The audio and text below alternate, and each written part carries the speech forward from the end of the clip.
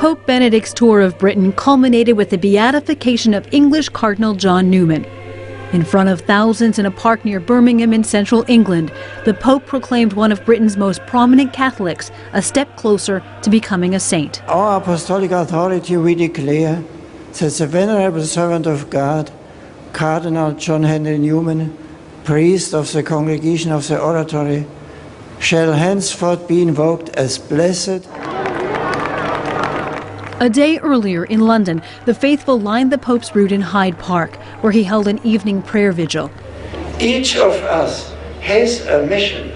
Each of us is called to change the world. He called on Catholics to be true to their religion, even in a modern secular society. His message was warmly welcomed. It's been amazing, a wonderful experience.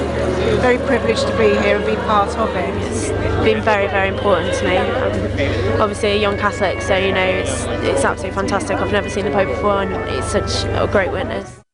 A protest march through the capital to the Prime Minister's office gave a different view of the papal visit. Catholics have hailed this visit as spiritual and inspiring, but there are thousands here who don't believe the Pope should have come to Britain at all. Their objections range to what they call the Church's discrimination against women and gays, to taxpayer money paying for a state visit, to Pope Benedict's stance on abortion and science. He's an enemy of science, obstructing vital stem cell research on grounds not of true morality, but of pre-scientific superstition. But it is the allegations of widespread child abuse by Catholic clergy that have cast the biggest shadow here. Pope Benedict issued his strongest public apology yet at a Mass in London's Catholic Cathedral. Above all, I express my deep sorrow to the innocent victims of these unspeakable crimes.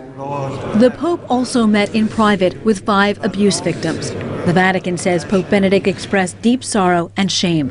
But to some, like Lucy Duckworth, abused at the age of 6, it is not enough. My abuser is still a priest, practicing priest with unfettered access to children.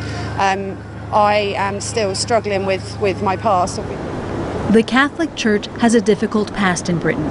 This was the first state visit by a pope here since King Henry VIII broke away from Rome in the 16th century.